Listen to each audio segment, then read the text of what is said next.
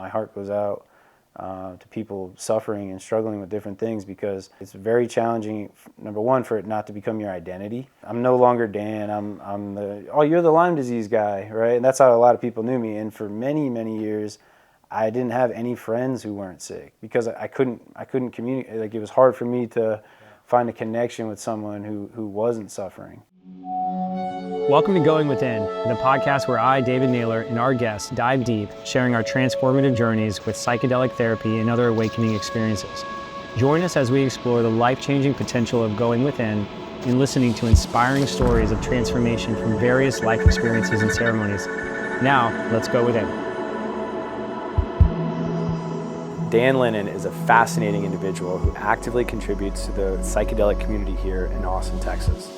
After graduating from the University of Rhode Island, his life took an unexpected turn in 2014 at 24 years old, when he experienced severe symptoms including chronic pain, fatigue, depression, and cognitive dysfunction. We look forward to hearing about his journey of awakening and healing, and how he healed Lyme disease through psychedelic therapy. Dan, thanks for being on the show today. Thanks for having me. Awesome, man. I've heard about the story that you have and the dark night of the soul that you have been through. And I want to just jump right into that. Tell me a little bit about your experience of, what happened to you that created all the chronic pain and the chronic illness. And how old were you, and what was that experience like? I lived a pretty normal, healthy life for the most part up until I was in my early 20s. And I believe it was 2013, so I was 23. Wow. Started experiencing like severe symptoms of fatigue and pain. And I couldn't really put a finger on it. And I went to my primary care doctor and said, hey, something's not right here, and he said, okay, we'll run the tests on you and we'll get to the bottom of this. And unfortunately that led to a journey of about 3 years, actually, seeing about every provider you could imagine, from rheumatology, neurology, infectious disease, all kinds of things. And they pretty much told me, there's nothing wrong with you. We can't find anything. We think, you might be depressed. We have some medication you could try, but pretty much told me it was all in my head. And I knew that intuitively that wasn't the case. I felt and heard my body talking to me and telling me that, hey, something's wrong.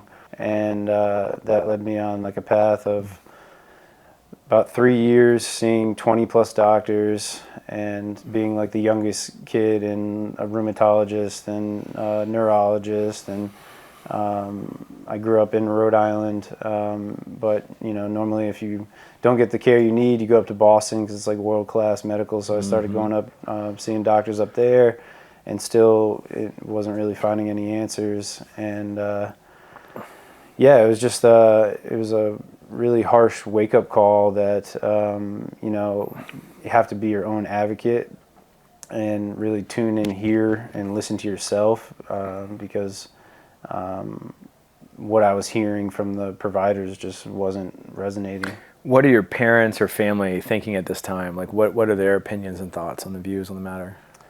Yeah, that's a good question. Honestly, I'm humble and grateful that I was able to be on my mother's insurance. So that change in the law where you could stay on your parents' insurance till you're 26, that saved my life. So I'm very humbled and grateful for that. But honestly, I'm an adult at this point, so it's like I'm in charge of my own care.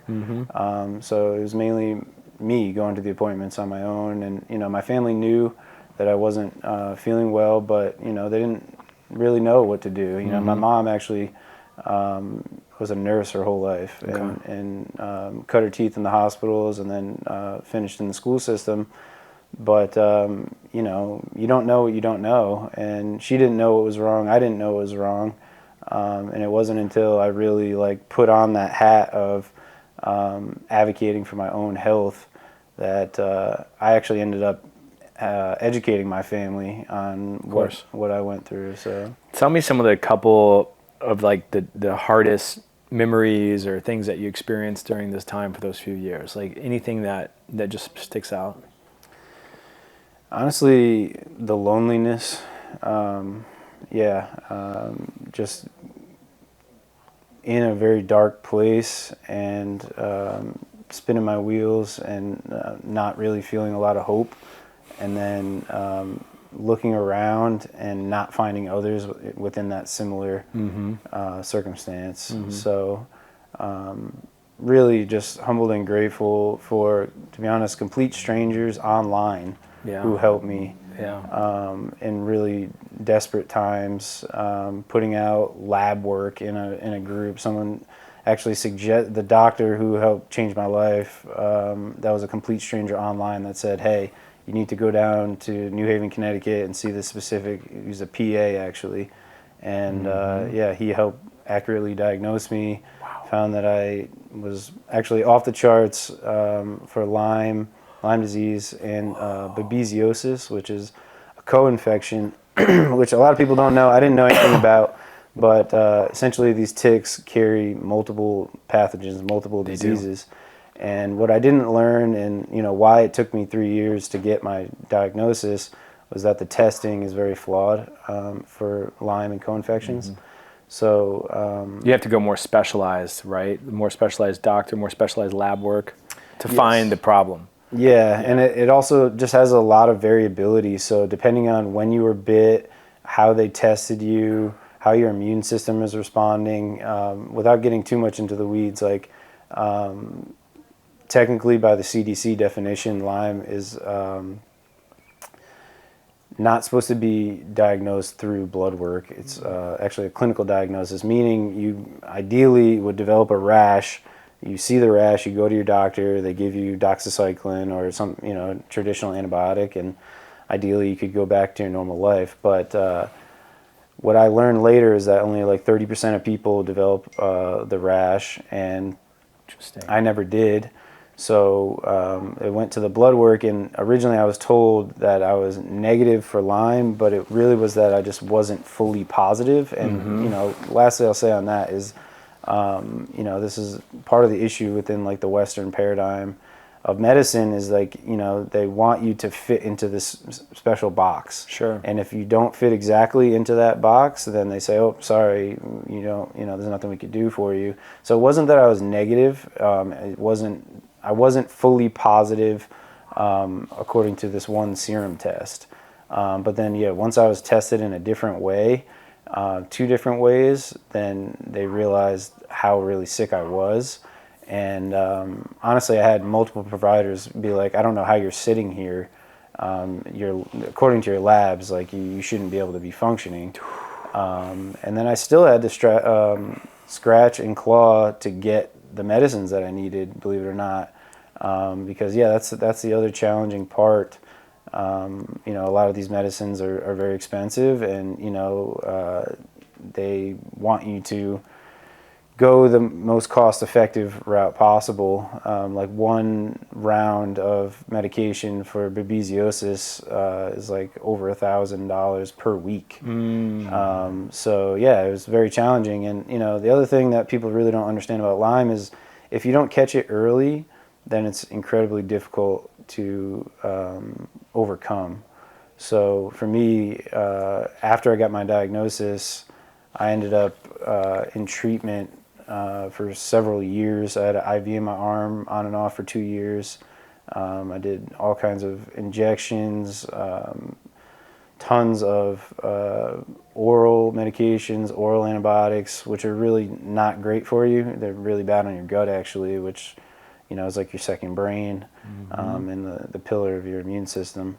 But I didn't really have a whole lot of options at that point, and with the antibiotics, I also was doing community acupuncture. I was talking to a psychotherapist. I was doing all the things I could do, but it was still incredibly challenging to get back to my baseline. Wow, man. So this is incredible. So intuitively, you knew something was not right. Like, tell me what that must have, like, what was that? Was it through like just an intuition you knew? Is it through dreams? Was it through like just your sickness? Like, how did you intuitively know something was wrong with you? I wish I could say that I was actually tuned into my intuition. I was so disconnected from my intuition, so it was the physical sensation. So it was like my feet, were just on fire, and my back was just really stiff. Like I said, severe fatigue, and then I had cognitive dysfunction. I didn't really realize it. It took me a while to really accept it, but my memory was really bad. Is that like brain fog a little bit? Yes, yeah. So I remember one specific instance when, I'm a few years in now and I have my certain tests, and really, I come from an arts background, so I have no medical knowledge. But now I'm like, okay, well, if I have to be my own advocate. No one's going to come save me. No one's going to come do this for me. So I started learning, okay, this is how I read this lab. This is what this means. And I remember specifically, I was living my life for years, appointment to appointment. So like to get into these specialists, it usually takes anywhere between 3 to 6 months. So then when you're like all hyped up to go see this specialist, you better make sure like everything you wanted to ask them and, all this stuff. So I remember very specifically, I had my stack of labs and I brought them. And I had studied them, I had known them like the back of my hand, or so I thought, but I couldn't think clearly because of the brain fog. So I had to lay all my papers out. He was like, can you sit down on the, where you sit on a regular table for an exam? And I laid out all my papers on there. It was like looking like a conspiracy theorist, like, but this lab says this, and trying to connecting all the dots. That's, not to jump too far ahead, but like that's what I'm really grateful for. My path within plant medicines is that it allowed me to tune inward and to really get to know my intuition. I was so disconnected from any inner voice prior to the medicine path that all I had was the mind and the physical sensations. Let's talk about that now. You said plant medicine really had a big impact and a huge benefit for you. What I want to know is, there are other people out there that are struggling with all kinds of chronic illness and disease and pain, probably also disconnected from their intuition. And you were falling back on the current paradigm of mental health, what we're all taught, right? Go to the doctor, they give us prescriptions. We got to fit into that box, and if not, the insurance box, that whole game. You did that for several years. What had you first, I have a lot of questions here, but what had you first look at plant medicine as an alternative? So I heard the call for ayahuasca specifically about 5 years before I sat with her. I had the perception that you had to go into the middle of the jungle and have an abundance of resources to do that, So, so like I said, it took me 5 years to eventually get with her. But, how did that change your life, sitting with plant medicine, ayahuasca in specific? The plants... it allowed me to realize that I am not my body. I am not this pain. I am not this vessel. I'm something much deeper. I'm the soul essence that inhabits this flesh. And the first time that I sat with the medicine, ayahuasca, that was that first epiphany. That I was like, oh wait, I'm not my pain. I'm not this body. I'm just inhabiting it. And that was incredibly profound. Because the big challenge is not having any separation from the suffering, from the pain. It's just pain, suffering, fatigue all day, every day. And it weighs on your spirit, know? So like my heart goes out to people suffering and struggling with different things, because it's very challenging, number one, for it not to become your identity.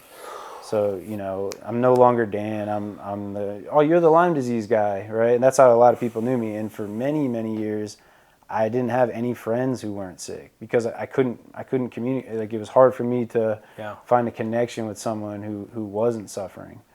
You were wearing it as a badge of honor. You're wearing that identity, like, I'm sick, I have Lyme, I'm my body. Like, and you just wear it, right? And it becomes the identity. Big time, yeah. So, like you were saying, like through the plants, you know, I learned that, nope, that is not me. That's not who I am. I'm something much deeper. I have, you know, other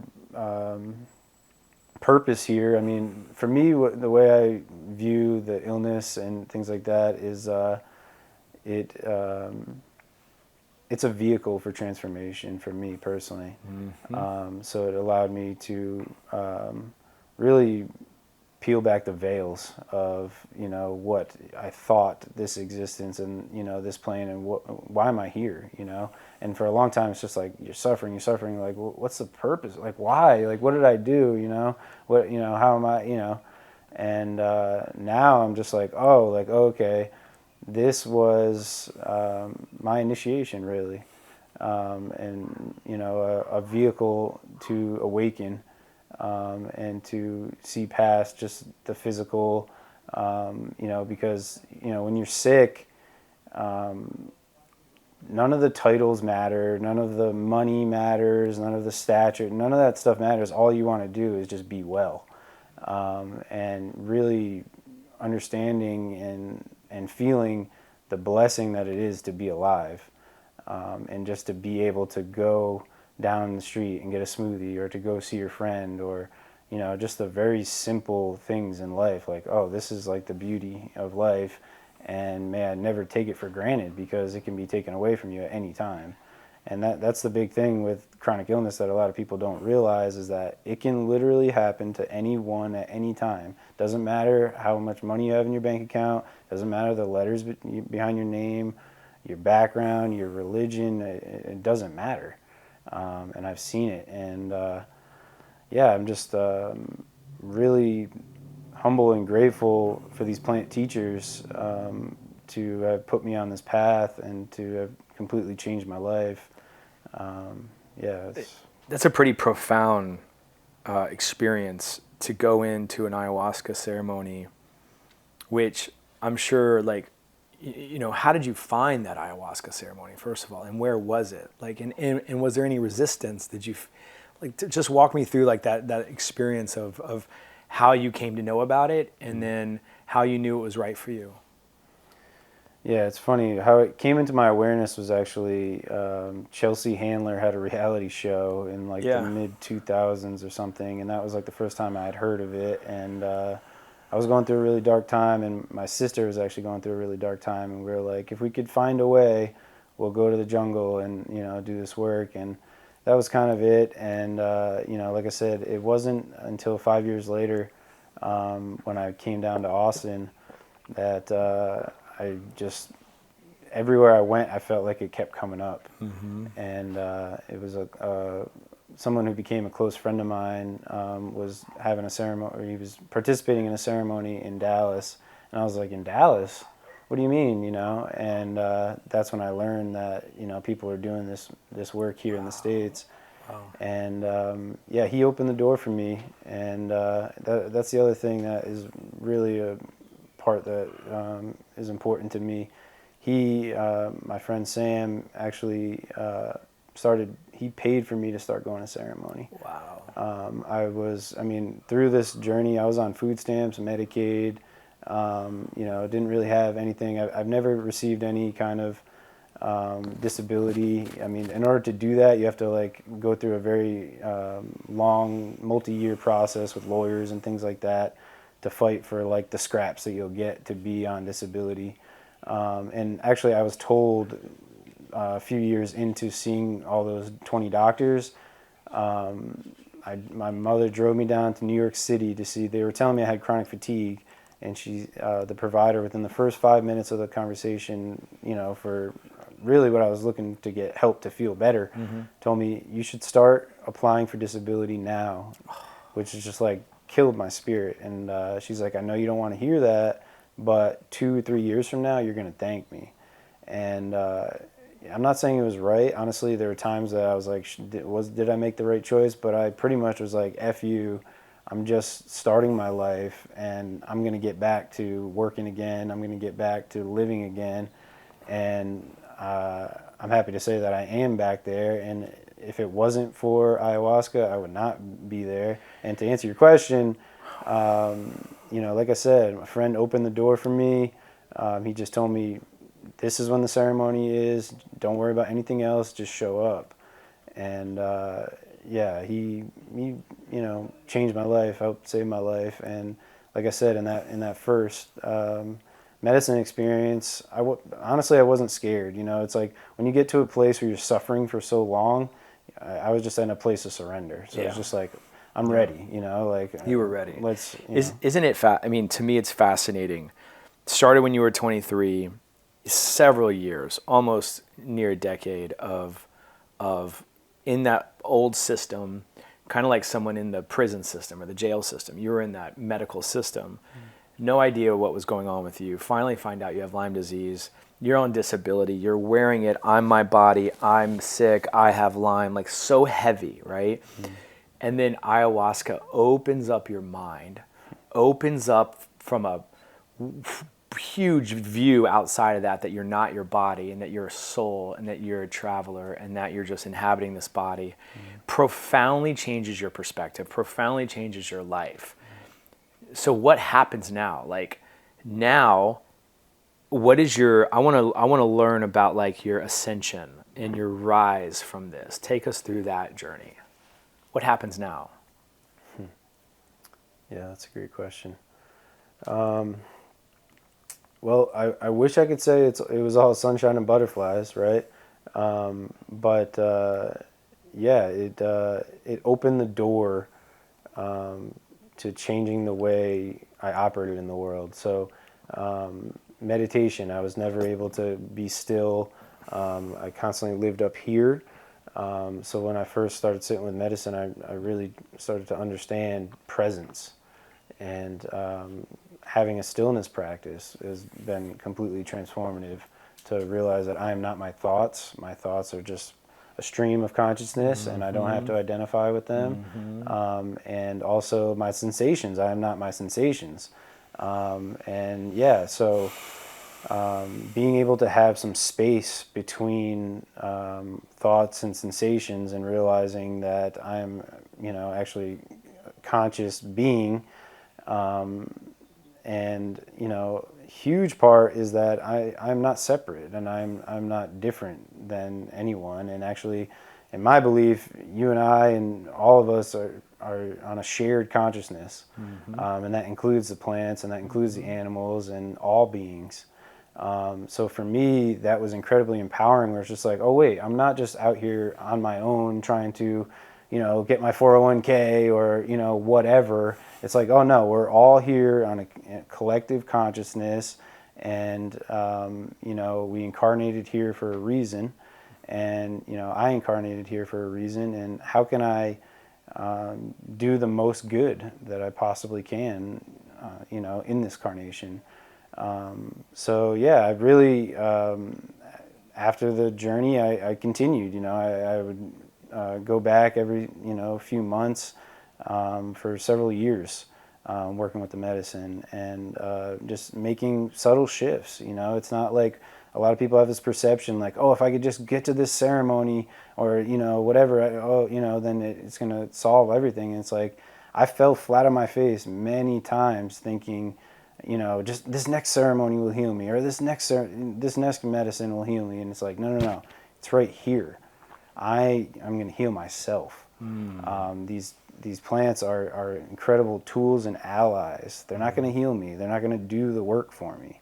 I also struggled, to be honest with you. This is before the current renaissance that we're in with plants and with being in the news every day, it feels like, right?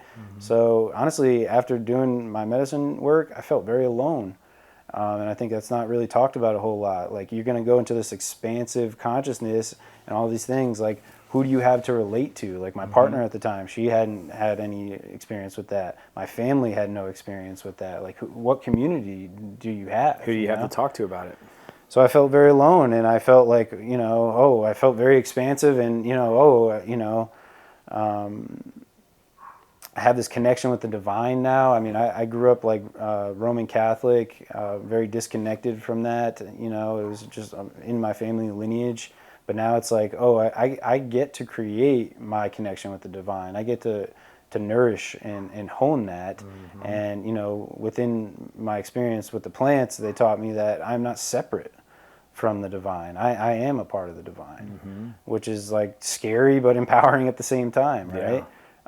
So like prayer, prayer has been a huge part of my life since I started working with the plants, and mm-hmm. I'm totally humble and grateful. Mm-hmm. Praying before I eat, praying before I consume certain things, giving gratitude to clean water, to things that a lot of people don't have access to, and not taking those things for granted. But also like the power of the mind, like believing that I am whole, I am wise, I am free. Yes. And it doesn't have to be that, I'm 100% pain free, or, everything, just is there's no suffering. I mean, for me, it's just like I do my best to embrace the suffering, allow it to teach me. I do still experience symptoms, I'm a lot better than I was. I was bedridden on and off for 2 years. I definitely was, got to the point of, not that I was actionable, but suicidal thoughts, severely depressed, years talking in circles and talk therapy. And once again, I'm privileged that I had access to talk therapy. I'm privileged that I had access to these doctors, but it still didn't really get me anywhere, right? So, like I said, it's been said in the community, but that whole inner healing intelligence, the plants, working with the plants and working with my own presence and consciousness, allowing myself to nourish that inner healer and be like, let me check in and really see, like, what do I need in this moment? Okay, I need some community. Okay, well, what does community look like? And really humble and grateful that found men's work. Mm-hmm. And that's been incredibly transformative for me. So every week showing up, doesn't matter if you're, how you're feeling, things like that, showing up for your other brothers, your other brothers showing up for you.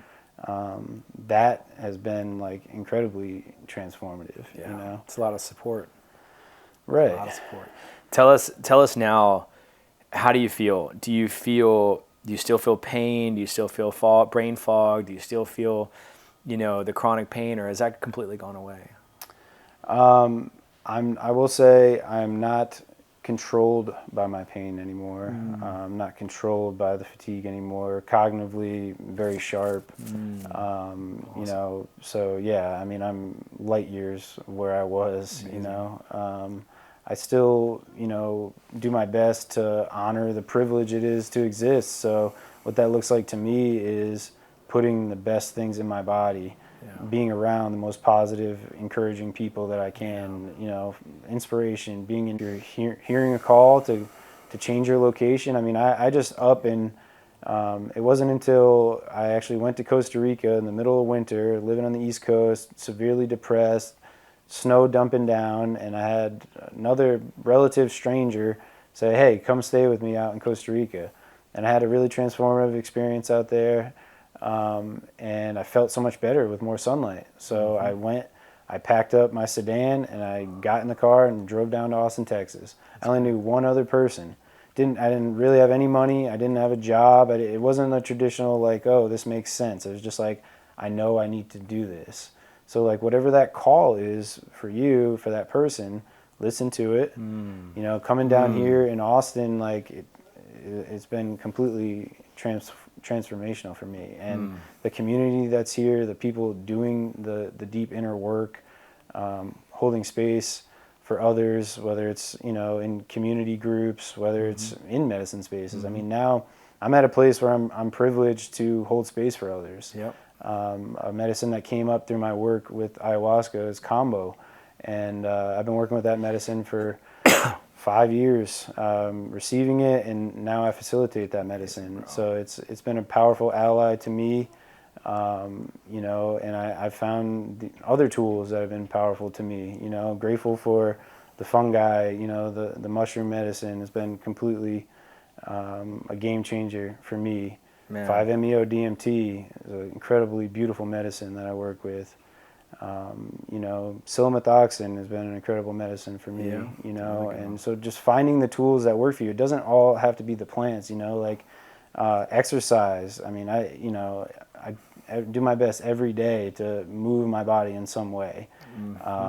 Yoga, you know, completely transformative. But that said, you know, I've had many people say to me when I was struggling, have you tried yoga? Have you tried this? So I would always just say, like, if you meet someone on your path who's struggling or suffering, to meet them where they're at. You know, I do my very best if someone says, oh, I'm really struggling with this. I'll take a breath and I'll pause and I'll say, okay. And just honoring whatever someone's feeling, because a lot of times it was very challenging for me when you're struggling with something, is someone coming to you and being like, have you tried yoga? Have you tried like green tea instead of coffee? And it's just like, dude, do you think if it was that easy, I would have already cured this shit by now, you know? So not going into, and that's what I love about like holding space and being a part of like sacred containers, is just being with what is. Right. You don't have to change anything. You don't have to solve anything. You don't have to like, oh, let me get this Palo Santo or this. No. Let's just sit in the discomfort, and I'm here with you. And whatever ugliness, you might have the ugliest cry in the world. I'm not going to look at you any differently. I love you just as much. Right. You know, and just accepting it and being with what is. What I love about your story, and I think this is for anyone listening that is in a dark place, in a dark night of the soul, in a transition state of consciousness that I call it. You know, if you're looking for the old medical paradigm of like, oh, being labeled with depression, anxiety, a disorder, a disease, yeah, we live in that world where you'll be labeled for that. But there is another world that you can actually heal your life, and you can expand your consciousness, and you can become one with yourself and find that deep sense of belonging, that deep sense of love, that deep sense of wonder, curiosity. You know, it reminds me of a Jesus scripture that said, we can't enter the kingdom unless we're like a child. And like we get back that like love and wonder and curiosity.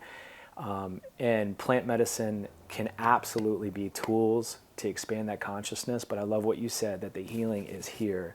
And it's up to you to lean in.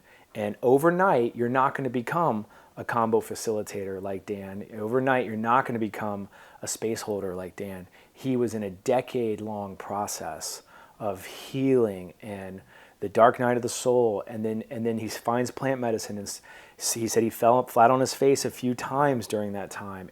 But he goes back into the work. And over time, you start to become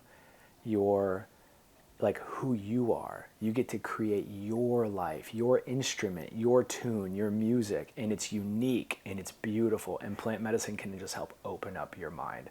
I'm really grateful to have you on the show.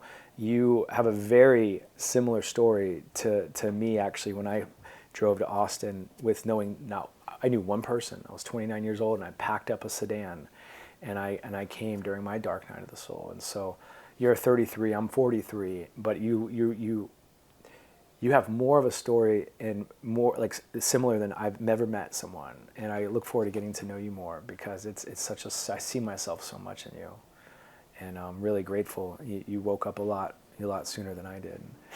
So thank you for all your work, and thank you for being on the show. And tell everyone how they can find you. Yeah. Thanks, Thank you. Man. Thanks for being here. Thank you for joining us today on the Going Within podcast. The Going Within podcast is sponsored by Within Center. Within is a ceremonial psychedelic-assisted wellness center in the heart of Austin, Texas. Discover more about our transformative practices at within.center. If you enjoyed this episode, we kindly invite you to follow us and share your thoughts with a review. Going Within is hosted by David Naylor, production led by Patrick Stanger, and filming and production by Rare Media. Please note the statements made on Going Within have not undergone evaluation by the U.S. Food and Drug Administration and are not intended to diagnose, treat, cure, or prevent any disease. At Within, we strongly recommend consulting your healthcare provider for personalized guidance on the diagnosis and treatment of any disease or condition.